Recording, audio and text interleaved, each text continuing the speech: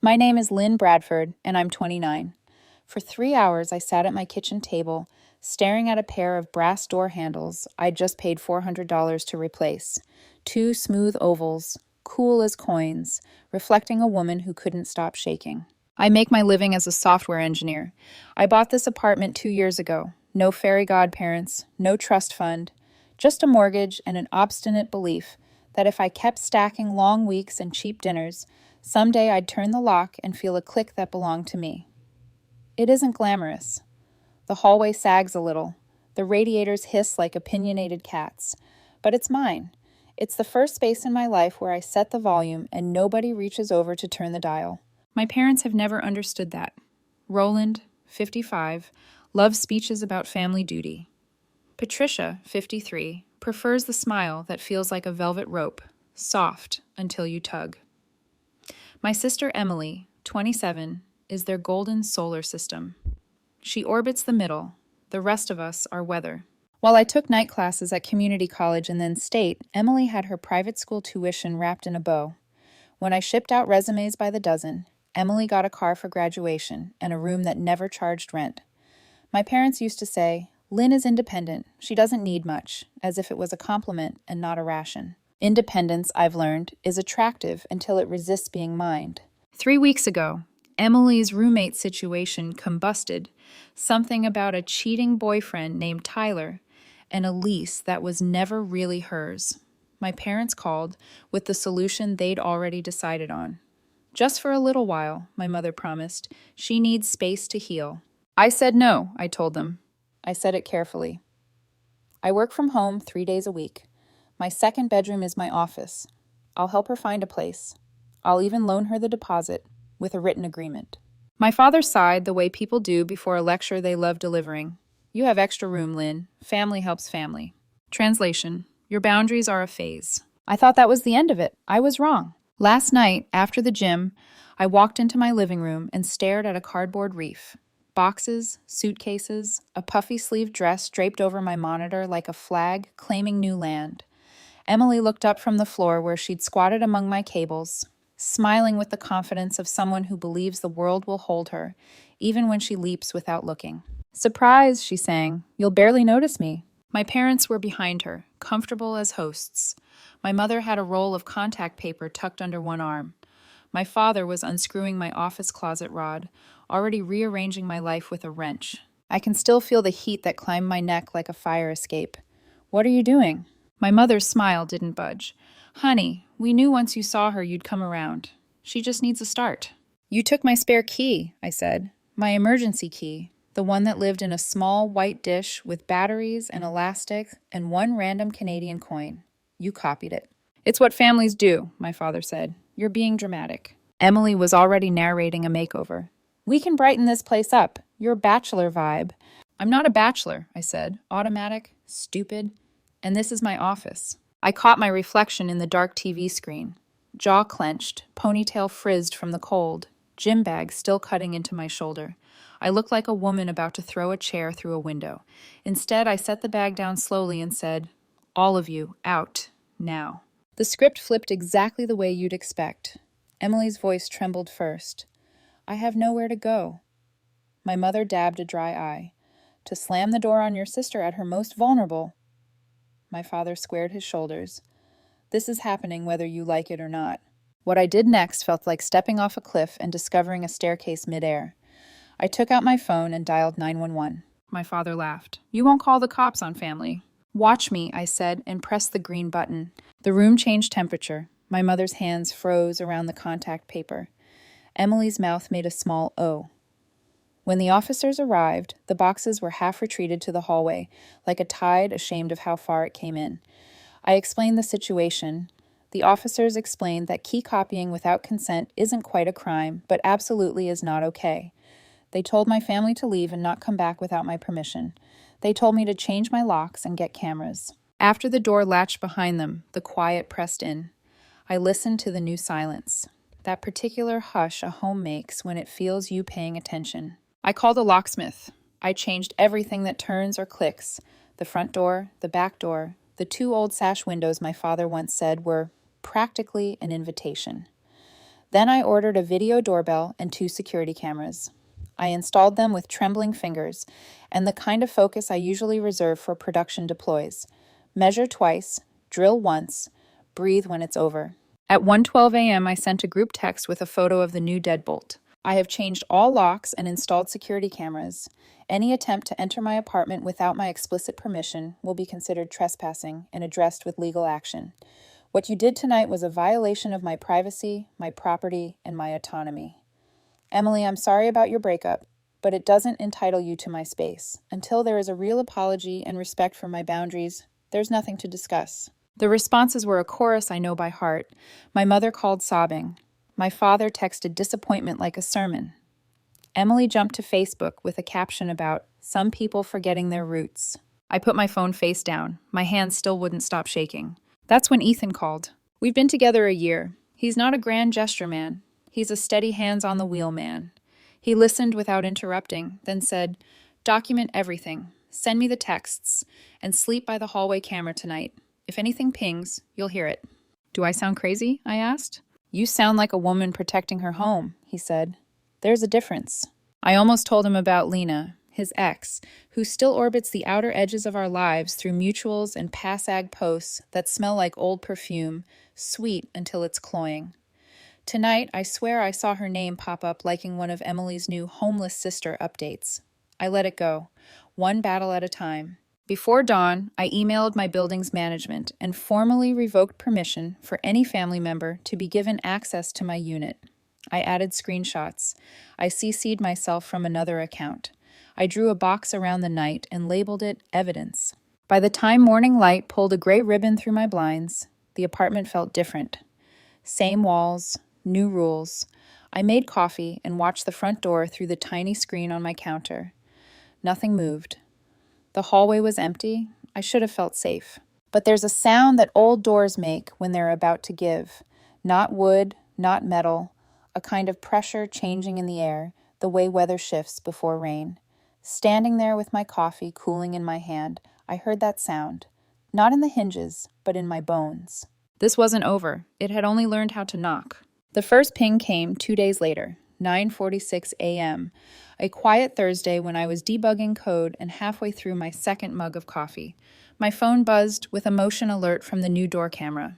I clicked it open, expecting a delivery or maybe the neighbor's cat. Instead, I froze. Emily, standing at my door, with a man in a navy work vest carrying a toolbox. For a heartbeat, my brain refused to translate what I was seeing.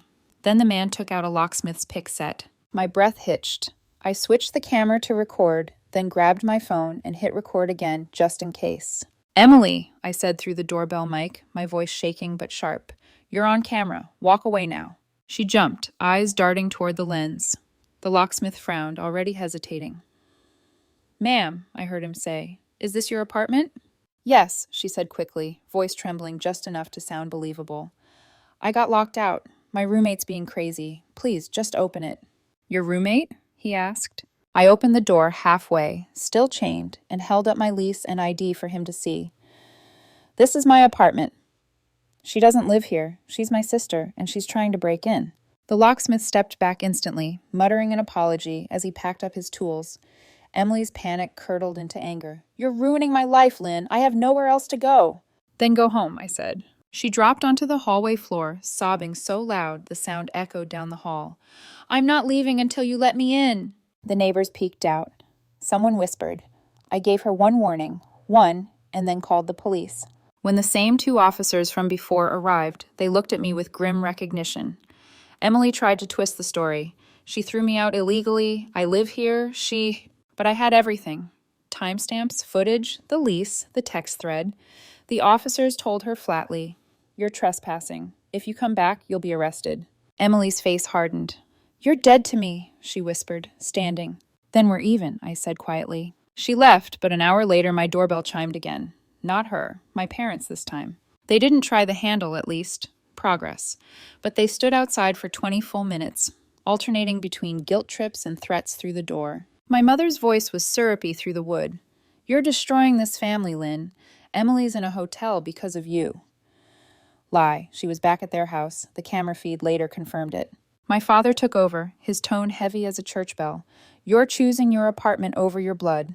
When we're gone, you'll regret this. I kept the camera rolling. Every word, every manipulation. That night, I sent them a formal cease and desist letter, drafted by my friend Daniel from work. He's a corporate lawyer, not family law, but he knows how to make words sound like swords.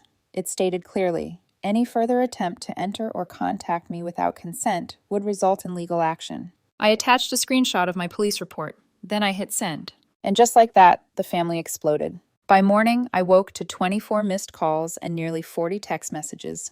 My cousin Aunt Karen, who I haven't spoken to in years, left me a voicemail calling me heartless. My father's brother sent an email about how success had gone to my head. And online, Emily had gone nuclear.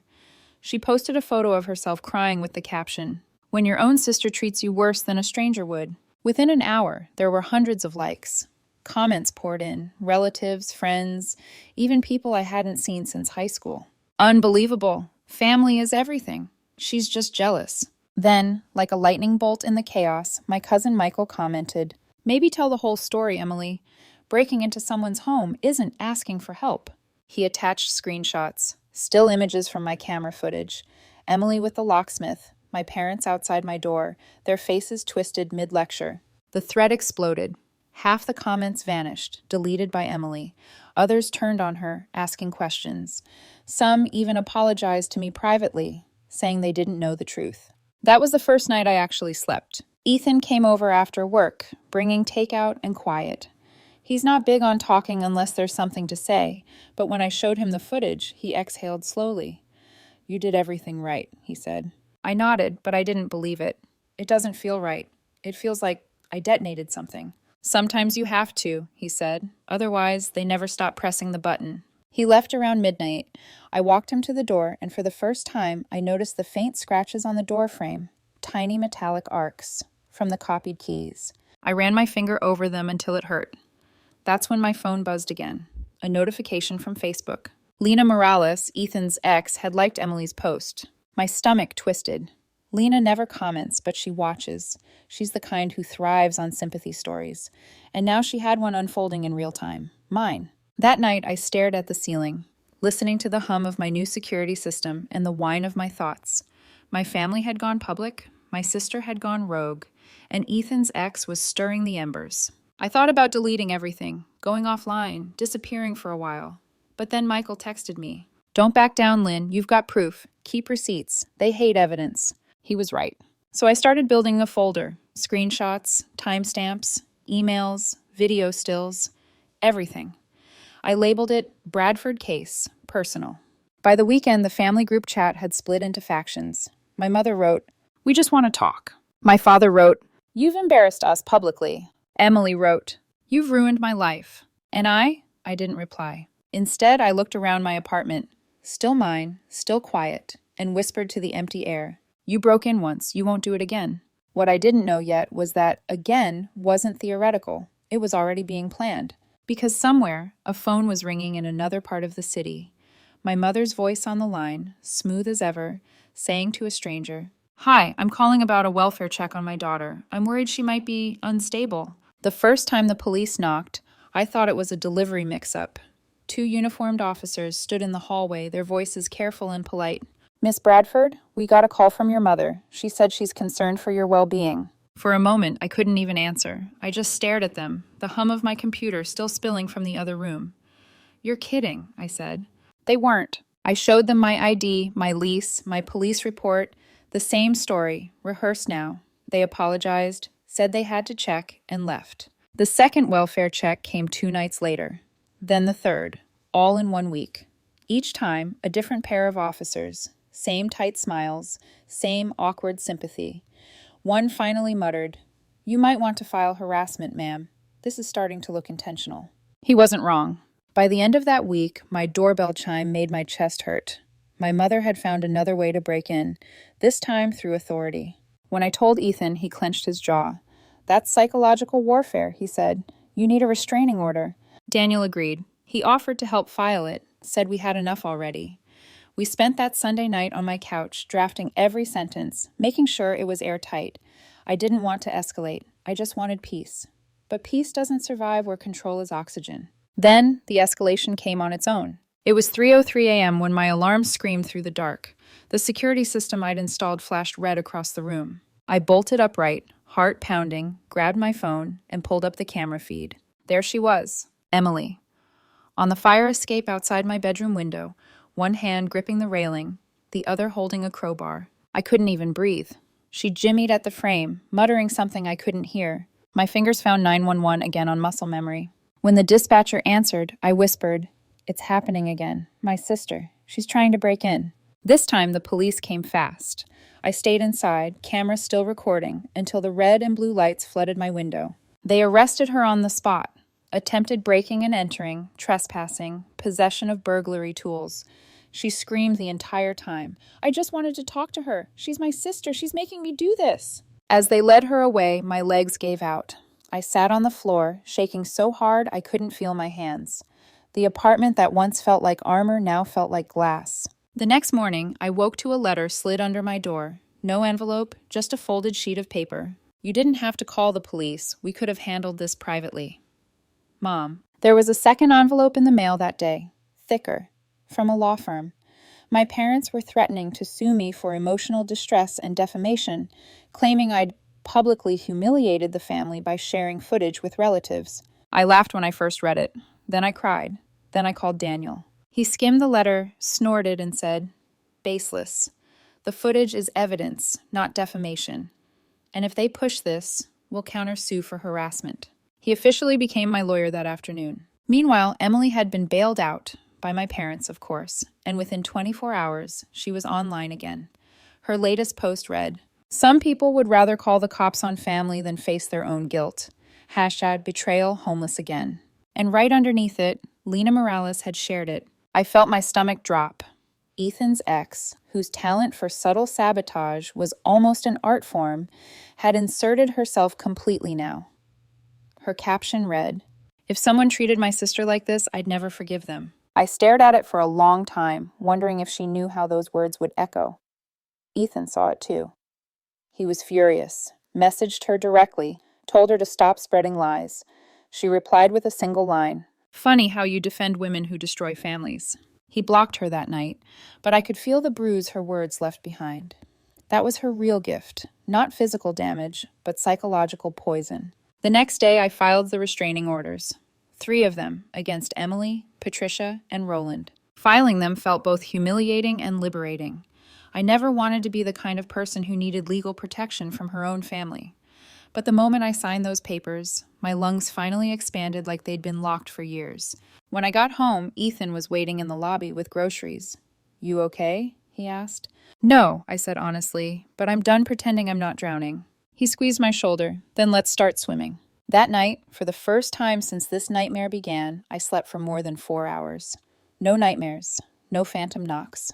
Until my phone rang at dawn. It was my boss. "Lynn," she said carefully. "Your mother called the office. She said you're having some kind of breakdown. She asked if we could put you on leave for your mental health." I nearly dropped the phone. "She what?" My boss hesitated. "Don't worry, we're not acting on it. But you should know she also contacted HR. She said you're unstable and cutting off family." My vision tunneled. "She's trying to make me look incompetent." "She's trying to keep control," my boss said quietly. "But she's failing." She paused. "We're on your side, Lynn. Take whatever time you need." When I hung up, I sat there on the edge of my bed, phone in my lap, sunlight creeping across the floorboards. My body was still, but inside me, something snapped. Cleanly, decisively. This wasn't a family dispute anymore. It was a siege. I opened my laptop, added the HR call to my evidence folder, and typed one more note. Pattern of escalation, forced entry, locksmith, attempted break-in, legal threats, workplace harassment. Daniel texted back one word after reading it. Enough. He was right. I forwarded everything to him. The legal wheels began to turn. For once, I didn't feel like prey. I felt like someone who finally stopped running. Still, that night, when the apartment went dark and the city outside softened into the hum of tires and wind, I found myself standing at the window, staring at the faint reflection of my own face. I whispered it out loud, half promise, half prayer. "You will not take my peace from me again." And for a moment, the silence answered back. A still, heavy quiet, the kind that arrives right before a storm.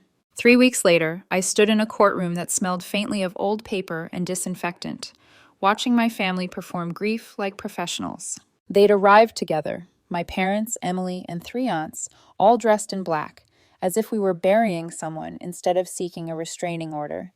Maybe, in their minds, they were burying me. Daniel leaned in, murmuring, "They're playing the sympathy card. Stay calm, Lynn. The truth doesn't need volume." The bailiff called the case. My heartbeat kept time with his words. Bradford versus Bradford. I took my seat at this petitioner's table while my parents and Emily clustered on the other side.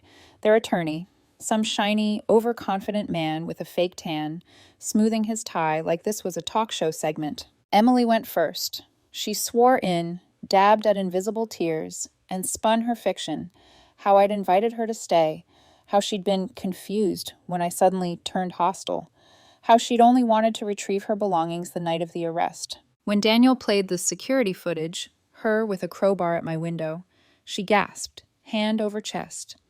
"That's not what it looks like. I was scared. I carried it for protection." The judge didn't even blink. Then came my mother, Patricia, every word buttered with concern. "Your Honor, my daughter has always been independent, but lately she's been unstable. She's isolating, cutting off family, paranoid about locks. We only wanted to ensure she was safe." When Daniel asked if she'd made unauthorized copies of my keys, she smiled politely. "We just thought it was practical. Families share access. It's about trust." "Did your daughter give you permission to make those copies?" he pressed. Her smile trembled. She didn't say no. The courtroom rustled with restrained laughter. Then my father, Roland, took the stand, his posture military straight. "This is a family matter. It doesn't belong in court. My wife and I have every right to ensure our daughter's welfare. If checking on her means entering her home, so be it." The judge finally spoke. Her voice was cool and surgical. "Mr. Bradford, that is not how adult autonomy works. You do not have rights over your daughter's residence. Not legally, not morally." He reddened, jaw clenching. Then it was my turn. My hands didn't shake this time. I placed the evidence neatly before the judge. Texts, emails, timestamps, photos. Daniel walked her through the timeline. The key copying, the break-in attempt, the locksmith, the harassment, the welfare checks, the HR calls. When he finished, the judge leaned back, tapping her pen. "Miss Bradford, you've provided a remarkably thorough record." "Because I had to," I said quietly. "They don't stop when you say no. They just find new ways to make you regret saying it." For a long moment, no one spoke. Then the judge nodded once. "Restraining orders granted. 2 years each. 500 feet minimum. No direct or indirect contact.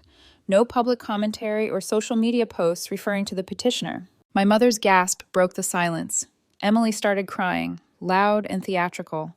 My father muttered something about disgrace. The judge rapped the gavel once, final. "Case closed." And just like that, I was free, on paper. But paper freedom still trembles when you leave the courthouse and see your mother sobbing in the parking lot, begging, "Please, Lynn, don't do this. We're still family." I didn't answer. Daniel guided me past her, through the heavy glass doors. Outside, the air felt sharp and clean. I hadn't realized how heavy it had been until that moment. That night, Facebook went up in flames. Emily posted a selfie in tears. "When the system protects abusers instead of victims." My parents shared a long post about losing our daughter to mental illness. The comment section turned into a battlefield. Cousin Michael dropped receipts again. Screenshots from court documents now public record. "Facts matter," he wrote. Half the family sided with them, half with me. The other half stayed silent, waiting to see which way the wind blew.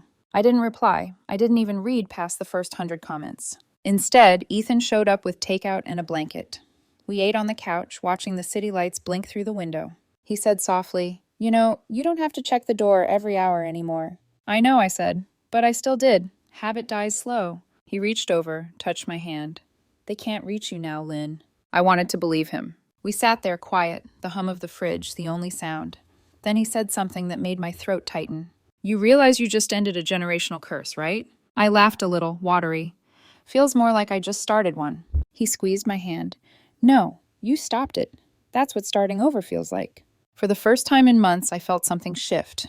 Not victory, not even relief, just stillness, the kind that follows a long, merciless storm.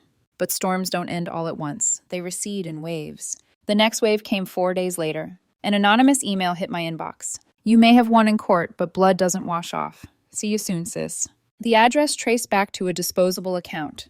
No proof it was Emily, but I knew the rhythm of her cruelty by now. I sent it straight to Daniel. He said he'd forward it to the DA's office. We'll handle it, he promised. That night, Ethan found me sitting on the floor, back against the couch, staring at the new locks like they were living things. Talk to me, he said. I keep wondering, I whispered, if they'll ever realize this isn't about me hating them. It's about me not letting them own me. They'll realize, he said, but maybe not soon enough to matter. I rested my head against his shoulder. The city lights painted thin silver lines across the floor, like quiet bars of a cage I was finally stepping out of. It was over, legally, publicly, but emotionally, I knew better. The story wasn't finished. Not yet. 6 weeks later, the world finally began to sound normal again. No pounding on my door, no welfare checks, no phone vibrating like a hornet's nest. Just the hum of the refrigerator, the click of my keyboard, the steady rhythm of ordinary peace. But then came a call from the district attorney's office. The voice on the other end said, "Miss Bradford, we're pursuing charges in the attempted break-in. Your sister's case meets the threshold for criminal trespassing and attempted burglary. We'd like your cooperation." For a second, I didn't speak. I'd gotten so used to being the one who had to defend herself that the idea of the law defending me felt surreal. You mean she's actually being charged? Yes, the DA said. We have video evidence and repeated incidents. It's a strong case. It was like hearing thunder from a sky you thought was clear. When the trial came 3 weeks later, the courtroom felt smaller, tighter than the last time, like all the air had been pressed into corners. Emily sat at the defendant's table, hair pulled back, her once glossy confidence dimmed. My parents were behind her, holding hands like survivors of a shipwreck they'd steered straight into an iceberg. Her lawyer tried to paint it as desperation. A young woman, temporarily homeless, seeking reconciliation. Then the prosecution played my security footage, Emily on the fire escape, crowbar flashing in the security light, her face twisted in frustration. The jury's reaction was immediate, a low, collective exhale. I took the stand. My voice didn't shake this time. I told her no, I said simply. Repeatedly. She didn't hear no. She heard a challenge. The defense claimed she was returning a tool I'd lent her. The judge's eyebrows rose so high they nearly left her face. The verdict came fast, guilty on all counts. Sentence: 6 months in jail, suspended to probation, plus 200 hours of community service, mandatory therapy, and restitution for my lock and security system costs. The judge's words lingered in the air. This was not a misunderstanding. It was an ongoing pattern of disregard for another person's autonomy. Boundaries are not cruelty, they are necessary. I didn't cry. I didn't even feel vindicated, just quiet. But the story didn't end there. A week after the verdict, a man reached out to my lawyer. He'd seen local coverage of the trial. He was one of Emily's ex-boyfriends. He had his own story, a night 2 years ago when Emily had tried to break into his apartment after a breakup, claiming she still lived there. He hadn't pressed charges because my parents had paid him off to stay silent. The DA confirmed it. That revelation cracked open something deeper. This hadn't started with me. It had just ended with me. For once, the truth didn't need my defense. It stood on its own. After that, apologies began trickling in like cautious rain. My Aunt Linda, who'd called me cruel, emailed to say she'd been wrong. My Uncle David phoned, voice awkward but sincere. "I get it now. You were protecting yourself. I should have seen that sooner." Even my parents reached out, through their lawyer. The letter was professional, almost sterile, but tucked inside was something I never thought I'd read. An acknowledgement. We recognized that we overstepped. We enabled Emily's behavior and disrespected your boundaries. We did not realize how harmful our actions were until the consequences became undeniable. Our therapist recommended we pursue mediation, not for reconciliation, but for understanding. It wasn't an apology, not fully, but it was the first time they'd spoken the language of accountability. Daniel read the letter, looked at me and said, "You don't owe them closure, only yourself." He was right. I didn't reply, not yet. Instead, I moved. Not far, just uptown, into a building with a doorman and keycard security. A fresh start.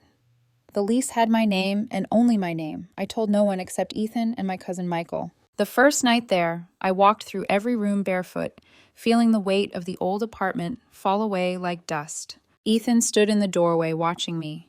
"Feels different, doesn't it?" "Yeah," I said, like breathing with both lungs again. He smiled, that quiet smile of his. This time, nobody can make copies. We ate dinner on the floor, takeout again, tradition by now. And he asked, "Do you ever think you'll talk to them?" I thought about it. Maybe one day, when it's not about guilt or control, when it's just people trying to understand each other. But until then, no. He nodded. That's fair. After he left, I sat by the window, city lights flickering below, and opened my laptop. I renamed my evidence folder from Bradford Case, personal to closure. Then I wrote one last note inside. Peace is not the absence of noise. It's knowing none of it can reach you anymore. Weeks passed. Emily began her community service, scrubbing graffiti off courthouse walls. My parents entered therapy, not by court order this time, but choice. At least that's what Michael told me. And I finally stopped looking over my shoulder. I started volunteering at a women's legal clinic once a week, helping others document harassment, teaching them how to protect themselves. Because if there's one thing I've learned, it's that boundaries are not the end of love. They're the beginning of self-respect. One evening, a woman asked me why I did this work. I smiled, thinking of brass locks, courtroom glares, and the echo of my father's voice saying, I'd regret this. Because family can break in, I said, but only you can decide if they stay. Now, when I come home, I still hear silence, but it's a living kind, a breathing kind, the kind that belongs to me. My apartment key rests on a hook by the door, a single copy. Mine. And for the first time in my life, that's all I need.